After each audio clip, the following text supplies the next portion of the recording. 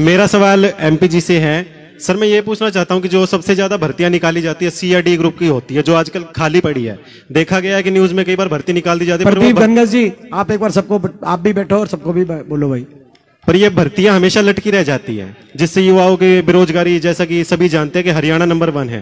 तो मैं पूछना चाहता हूं कि जैसे ही आपकी सरकार आएगी, आपकी सरकार का इसके बारे में क्या विचार है कि सी और डी ग्रुप की जो भर्तियां सिर्फ एक, जैसे कहते हैं कि लॉलीपॉप के तरीके से दिखा दिया जाता है, युवा तैयारी करते हैं परंतु उनकी भर्ती पूरी नहीं हो पाती है। तो इसके बारे में आपके क्या विचार?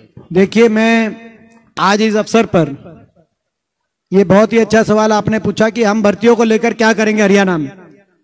वैसे तो विधिवत तरीके से हम अपने घोषणा पत्र में, जो प्रदेश सरकार का घोषणा पत्र है, हम अपना भर्ती विधान, कांग्रेस की जब सरकार आएगी तो उसका भर्ती विधान की हम विधिवत घोषणा करेंगे। लेकिन आज मैं पहली बार प्रेस के साथियों के लिए भी, और चांदवीर जी वगैरह इस बात को नोट करें ताकि आज की ये इस चीज को अच्छे से, आज पहली बार जो कांग्रेस की सरकार हरियाणा में जब बनेगी तो हमारा भर्ती विधान की क्या मुख्य केंद्र बिंदु रहेंगे, उनका मैं आपके सामने उनको रखना चाहता हूं। मुख्य हमारा उद्देश्य है कि पक्की भर्ती हो, पारदर्शी भर्ती हो, समयबद्ध भर्ती हो और व्यापक भर्ती हो, जिसमें पहला कि हरियाणा में जो पद समाप्त किए गए हैं, खाली पड़े हैं 2 से 2.5 लाख पद, तुरंत उनकी भर्ती, पक्की भर्ती निकाली जाएगी। दूसरा, टाइम बाउंड भर्तियों के लिए, हर भर्ती के लिए एक अलग ओएसडी की नियुक्ति होगी और किसी भी भर्ती की परीक्षा या रिजल्ट एक दिन भी लेट अगर होगा तो उस ओएसडी की छुट्टी होगी। तो ये हम स्पष्ट रूप से करेंगे।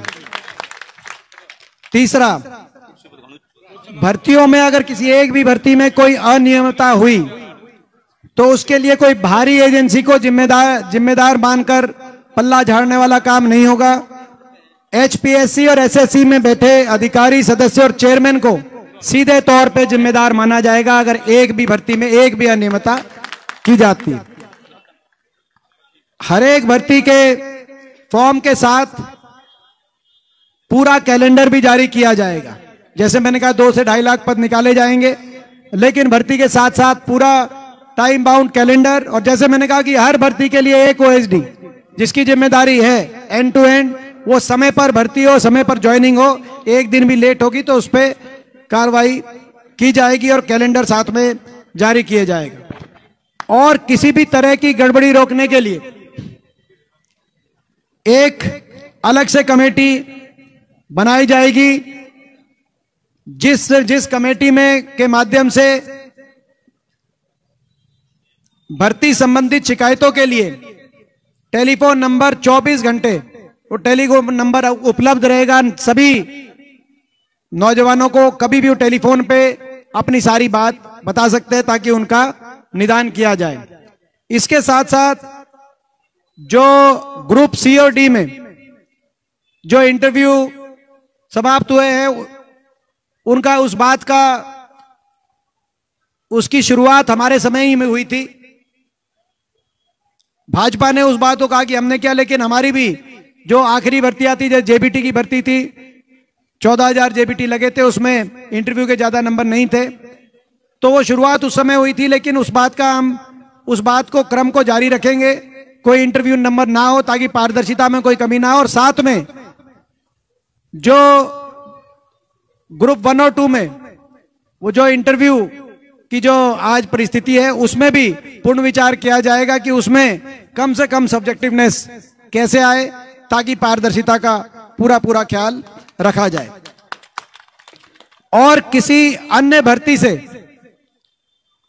अगर किसी अन्य भर्ती के प्रश्न अगर दूसरी भर्ती के एग्जामिनेशन में रिपीट किए जाते हैं तो उसको भी पेपर लीक की श्रेणी में माना जाएगा। यह भी हमारा जो एक पॉइंट है। इसी रूप से किसी भी भर्ती का पेपर लीक होने पर एजेंसी के साथ साथ सेक्रेटरी से लेकर पूरे कमीशन की जो है जिम्मेदारी भी होगी और जांच भी होगी। ये भी हम साथ साथ कहना चाहते हैं। और दोबारा पेपर लीक या भर्ती गड़बड़ी होने सूरत पे पूरे भर्ती कमीशन को बर्खास्त करके पुनर्गठित करने का काम हमारी सरकार करेगी। तो आप कहने का मतलब कि पूरे देश के अंदर इस प्रकार का हम भर्ती विधान बनाना चाहते हैं जो पूरे देश में पारदर्शिता के लिए हमारी भर्ती हरियाणा की मानी जाए, समयबद्ध भर्तियों के लिए। क्योंकि चक्कर कटाकर 5 साल तक ये जो सीटी वाली बात 5 साल तक घुमा कर और उसके बाद जो है बेरोजगारी, क्योंकि 5 साल तक नौजवान इंतजार नहीं कर सकता। तो समयबद्ध, पारदर्शी और व्यापक भर्ती, ये इस उद्देश्य के साथ हम ये अपना भर्ती विधान अपने घोषणा पत्र के माध्यम से विधिवत रूप से हम लेके आएंगे। आज मैंने कुछ मुख्य बिंदु आपके साथ पहली बार उनको शेयर किया है, लेकिन आप लोगों में से अगर किसी को इस पे कुछ और सुझाव देना है, इसको और अच्छी तरीके से हम कैसे लेके आए, तो आप वो सुझाव आप देते रहें ताकि हम उन सुझावों को भी अपने घोषणा पत्र में शामिल करें। अभी बस